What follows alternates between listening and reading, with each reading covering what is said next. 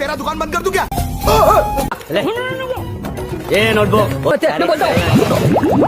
Halo guys, apa kabar kalian? Semoga kalian selalu sehat dan selalu dalam lindungan Tuhan.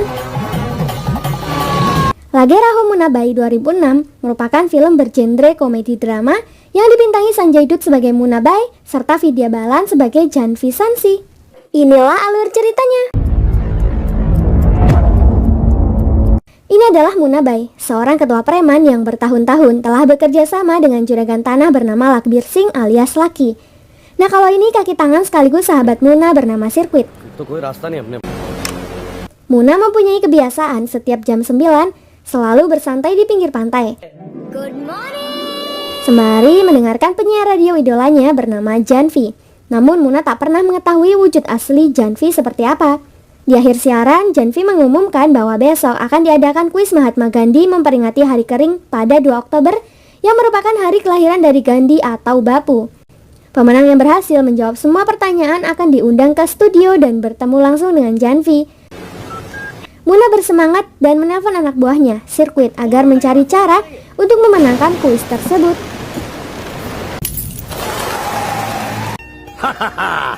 Keesokan harinya, Muna memaksa sejarawan dan profesor untuk menjawab kuis. Jika setiap mereka menjawab dengan benar, akan mendapatkan hadiah perabot yang diinginkan. Kuis pun dimulai dan salah satu dari mereka berhasil menghubungkan teleponnya. Halo?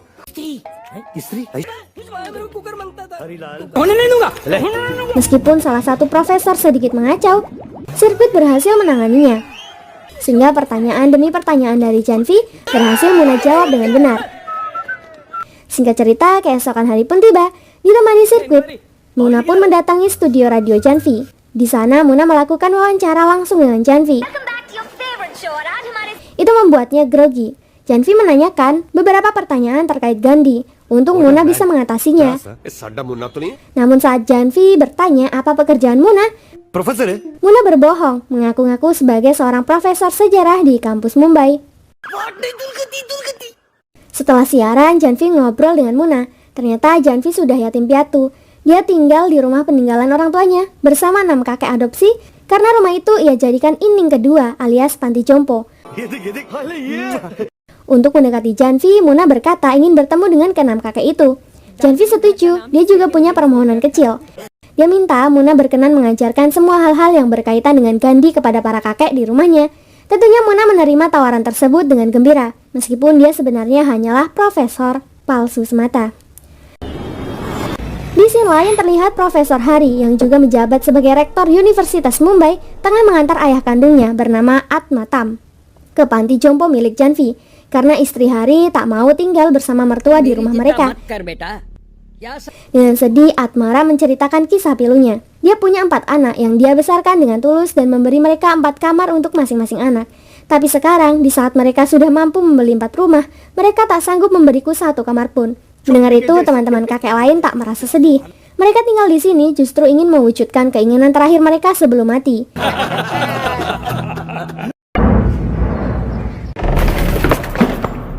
Di sisi lain, Muna pergi ke perpustakaan untuk mempelajari semua tentang Gandhi. Karena asik membaca, tanpa sadar, Muna sudah di sini 3 harian tanpa tidur. Muna dikejutkan oleh penampakan Gandhi atau Bapu yang tiba-tiba muncul di bawah cahaya. Namun yang bisa melihat Bapu hanya Muna seorang. Bapu ingin membantu Muna menghadapi masalahnya, tapi Muna ketakutan. Bapu berpesan jika sewaktu-waktu Muna membutuhkan bantuannya, Muna cukup memikirkannya saja. Muna tak percaya dengan apa yang baru saja ia alami. Ditemani Sirkuit, Muna menemui psikiater untuk memeriksa keadaannya. Psikiater mengklaim Muna hanya berhalusinasi saja. Tubuhnya capek karena tak tidur 3 hari. Muna tak terima, dia mencoba memanggil Bapu kembali. Dan tentu saja hanya Muna yang melihat. Sedangkan Sirkuit pura-pura bisa melihat agar Muna tak merasa gila. Sirkuit meminta resep dokter dan membawa Muna pulang ke rumahnya. Malam harinya, Muna kembali memanggil Bapu untuk meminta bantuan. Bapu bersedia ikut dengan Muna esok hari dan membantu Muna menangani semua pertanyaan yang akan diberikan oleh para kakek di rumah Janvi. Jika berhasil, Bapu meminta Muna melakukan satu hal untuknya dan Muna pun menyetujuinya. Keesokan harinya, Muna berkunjung ke rumah Janvi. Lalu sebelum memulainya, Muna mengajak mereka mengenang Bapu dengan menyanyikan lagu pujian. Bapu pun datang, sehingga pertanyaan bisa dimulai. Singkat cerita, Muna sukses besar dalam menjawab setiap pertanyaan dan membuat para kakek serta Janvi merasa kagum. Profesor. Setelah selesai, salah satu kakek bernama Bomi memanggil Muna. Kakek Bomi tahu perasaan Muna terhadap Janvi dan menyuruhnya tak mengulur waktu untuk menyatakan cinta. Karena kakek Bomi jadi teringat masa lalunya. Dia dulu punya kekasih bernama Tina. Namun cintanya tak direstui ayahnya dan menikahi Rita. Sekarang kakek sudah menikah dan ternyata Tina belum juga menikah sampai sekarang. Muna bertanya kenapa kakek tak menikah dengan Tina saja. Ternyata anak-anak kakek melarangnya. Kakek Bomi sangat ingin menghabiskan sisa hidupnya dengan Tina. Cintanya begitu besar, bahkan mobil kesayangan kakek ini selalu dia simpan karena punya kenangan manis di dalamnya. Kenangan itu adalah ciuman pertamanya dengan Tina di dalam mobil ini. Lalu kakek Bomi menyarankan Muna dan Janvi untuk berkeliling memakainya. Malam harinya Muna dan sirkuit mabuk dan bernyanyi dengan gembira bersama, serta membayangkan dirinya sedang duduk berdua bersama Janvi di dalam mobil milik kakek Bomi. Tak lama Bapu datang untuk menagih janji dan menasihati Muna agar segera mengakui kebohongannya dengan Janvi, agar masalah kedepannya tidak rumit. Muna menolak karena dia tak mau kehilangan Janvi. Bapu kecewa, dia yakin suatu saat Muna akan membutuhkan nasihatnya kembali. Paginya Muna terkejut mendapat telepon dari Janvi bahwa ia sedang di kampusnya untuk bertemu rektor, anak kakek Atmaram. Karena kakek Atmaram sebentar lagi akan ulang tahun dan dia berencana membuatkan kejutan. Ia ingin rektor menjenguk ayahnya karena semenjak menitipkan di rumahnya, Profesor Hari sekalipun tak pernah menjenguk ayahnya. Muna melarang Janvi menemui Profesor Hari karena dia sendiri yang akan mewakili Janvi berbicara kepadanya. Muna lanjut ke kantor Hari. Karena Hari mengusir Muna dan tak mau meluangkan waktu untuk memberi surprise ayahnya, terpaksa Muna memakai cara ekstrim, sehingga Muna berhasil membuat Hari setuju. Sehingga saat ulang tahun kakek Atmaram tiba, pesta berlangsung secara meriah. Atmaram sangat senang dan terharu melihat anaknya membawa bunga serta hadiah untuknya. Keberhasilan Muna itu sangat membuat Janvi semakin kagum dan semakin mendekati Muna. 2 bulan cepat berlalu dan adegan berpindah di kantor laki, di mana Muna curhat tentang ingin melamar Janvi namun belum mendapat keberanian. Laki ingin membantu melancarkan dan membiayai pernikahan Muna. Namun setelah mengetahui alamat Janvi, Laki menyadari sesuatu yang membuat dirinya berhenti tersenyum. Rumah Janvi adalah target Laki berikutnya untuk hadiah pernikahan anaknya yang akan diberikan ke besannya sebagai syarat nikah. Oleh karena itu, ia berusaha menyembunyikannya dari Muna dan menyuruh berlibur ke pantai Goa dengan Janvi dan ke-6 orang tuanya untuk bersantai sekaligus melamar Janvi. Semua ongkos akan Laki tanggung.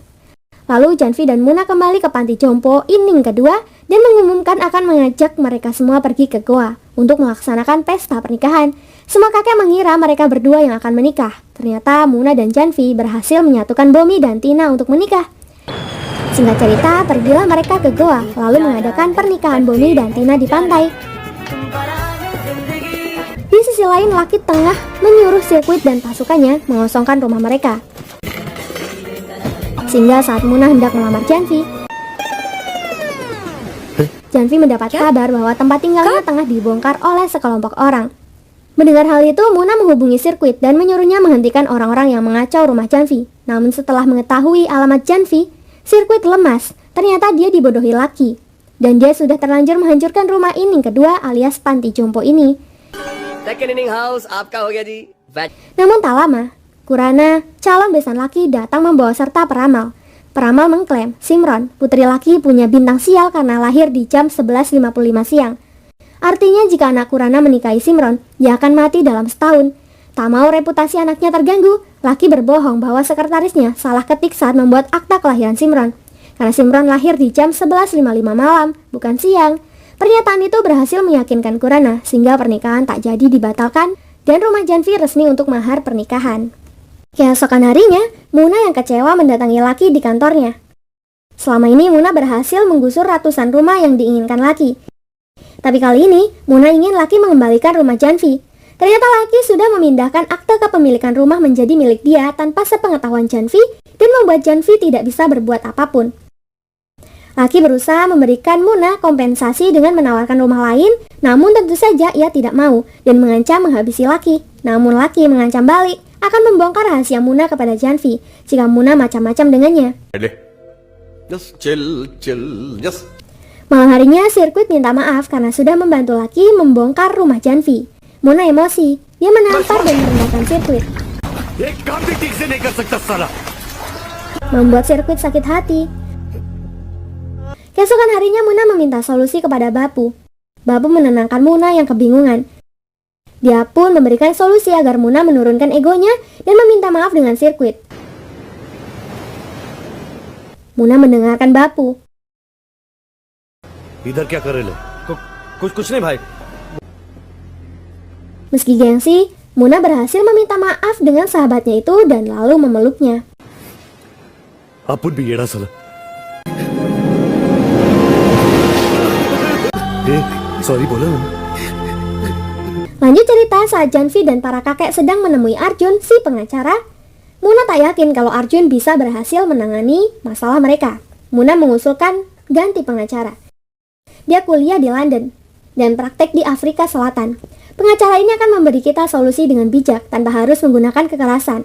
Arjun mengira rekan kerjanya telah merebut kliennya karena di kantor hanya Dansuk Bhai Patel saja yang lulusan London, sehingga Dansuk yang tak mengerti apa-apa mendapat pukulan dari rekan kerjanya. Padahal yang dimaksud Muna adalah Mahatma Gandhi alias Bapu. Ia meminta Janvi mengikuti sarannya saja. Pertama, Muna mengirimkan bunga untuk Laki. Namun Laki segera membuangnya, takut ada bom di dalam bunga itu. Herannya di surat itu Muna mengatakan agar Laki cepat sembuh dari penyakit hatinya. Saat Laki melihat keluar, dia syok melihat Muna, Janvi dan para kakek tengah melakukan unjuk rasa di depan rumahnya. Sampai Laki mengembalikan kunci rumah mereka. की ड्रामा है मुन्ना. जब तक आपको ये एहसास नहीं हो जाता कि आप गलत Get well soon, Lucky. जा हमारे घर की. Laki menyuruh satpam memukul Muna.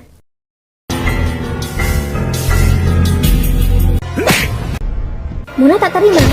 Dia pukul balik dan berakhir di penjara.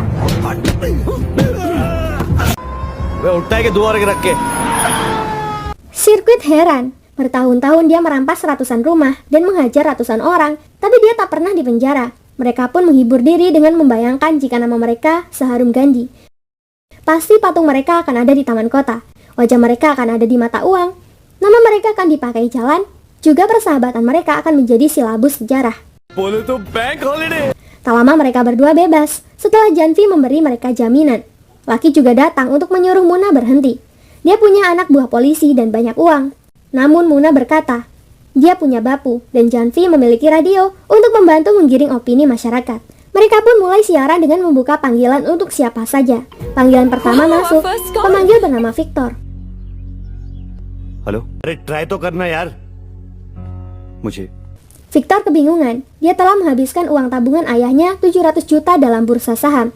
Padahal uang itu untuk membeli rumah. Sekarang bagaimana caranya agar Victor bisa mengembalikan uang ayahnya?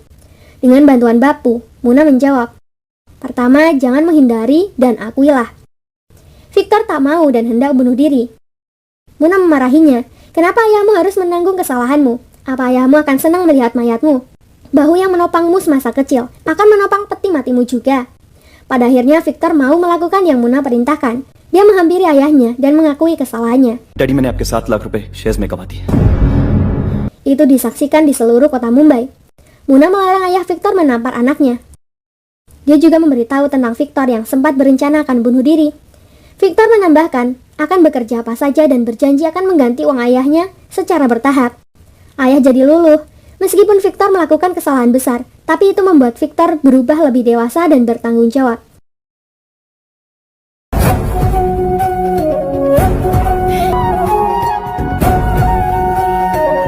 Di akhir siaran, mereka memberitahu alamat rumah Laki dan meminta bantuan pendengar untuk membantu teman mereka yang sedang sakit dengan mengirim bunga agar cepat sembuh. Di sisi lain, Kurana menelpon Laki yang sedang tertekan. Setelah mendapat banyak kiriman bunga, Kurana berharap rumah Ining milik Janvi untuk mahar pernikahan Simron bukan berasal dari cara yang ilegal. Mengingat penghuni rumah Ining berunjuk rasa di depan rumah Laki. Laki pun berjanji, mereka tidak akan ada di depan rumahnya lagi besok pagi. Oke. Apalagi Simron mulai mencurigai ayahnya telah melakukan suatu kejahatan. Laki pun lanjut menelpon Muna agar segera menghentikan siaran dan unjuk rasa. Karena dia akan memberi Muna tawaran menggiurkan yang tak lain rumah ganti dengan desain yang sama tapi di luar kota atau apartemen mewah. Jika tak mau, Laki mengancam akan memberitahu Janvi kebenaran tentang dirinya. Dan Laki memberi Muna waktu sampai jam 7 pagi esok hari. Muna kebingungan, dia meminta solusi dari Bapu. Bapu tetap memberi solusi yang sama, yakni Muna harus memberitahu Janvi soal kebenaran tentang dirinya sebelum Laki mendahuluinya.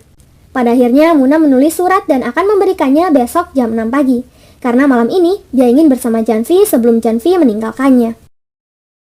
Pagi pun tiba, surat telah diserahkan dan dibaca Janvi yang menimbulkan ekspresi kecewa di wajahnya. Muna lanjut mendatangi Laki untuk memberitahu kalau dia sudah mengakui kebohongannya pada Janvi dan sekarang Muna tak takut lagi dengan Laki karena Bapu selalu bersamanya. नहीं चलते थे याद है उनको 3 गोली मार के Laki bingung sekaligus takut melihat Muna berbicara sendiri. निकल जा तू गेट आउट बापू को मैं मकान नहीं दूंगा Apalagi Muna tak menyerah melawan Laki tanpa kekerasan. Dia yakin suatu saat Laki akan memberikan sendiri kunci rumah ini dan meminta maaf dengan tulus. जा जा Lalu pergilah Muna ke studio untuk melakukan siarannya sendiri dan mulai membuka panggilan. Hello problem बोलो Dia membantu memecahkan masalah seorang pria bernama Prakas. Di sisi lain, saat Laki sedang berbelanja baju untuk pesta pernikahan Simron, dia melihat seorang wanita tua yang memakai sanggul bunga dan tersenyum padanya. Laki malah merasa terganggu, lalu menggertak wanita itu dan berkata, "Berhenti mengolokku, aku tahu maksudmu." Itu membuat Simron dan istrinya merasa malu. Cerita kembali ke siaran radio dan masih dalam sesi tanya jawab. Seorang kakek bernama Tono ingin meminta uang pensiunnya, namun sudah 2 tahun tak juga di-ACC oleh pegawai bank. Manu memberinya solusi, yakni membuat petugas itu malu dengan menunjukkan sikap korupnya. Kakek Tono menghampiri pegawai. नमस्ते। Kakek memberikan semua barang yang dia bawa, sembari menyebutkan satu persatu harga barangnya. बोलिया 18 रुपयों की, ये 1200 है। Kakek juga menanggalkan semua pakaian yang ia gunakan. अरे मास्टर जी, ये बनियान शूज 300 रुपये के हैं। Hingga akhirnya petugas itu pun malu dan segera mencairkan dana pensiun yang selama ini ia persulit. ना गदर हुआ ना लहू बहाना हुआ कोई। Lanjut cerita, karena aksi Muna sangat berbahaya untuk reputasi Laki dan Kurana, yang membuat semua orang mengetahui konflik rumah Janvi, Laki pun berencana membuat konferensi pers untuk mempermalukan Muna. Singkat cerita, konferensi pers pun dimulai. Laki memperlihatkan semua bukti kepemilikan rumahnya dan menyuruh Muna mengatakan bahwa ia bisa melihat Gandhi dan membuat semua reporter terkejut. Maka bersaksilah Muna tentang Bapu yang telah mengubahnya selama ini. Namun tidak ada yang percaya. Sampai seseorang ingin mengajukan pertanyaan-pertanyaan yang akan membuktikan kebenaran dari perkataan Muna. Muna tentu saja percaya diri.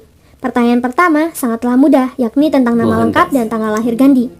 Mohandas Namun pada pertanyaan ketiga dan selanjutnya, Bapu tidak bisa menjawabnya.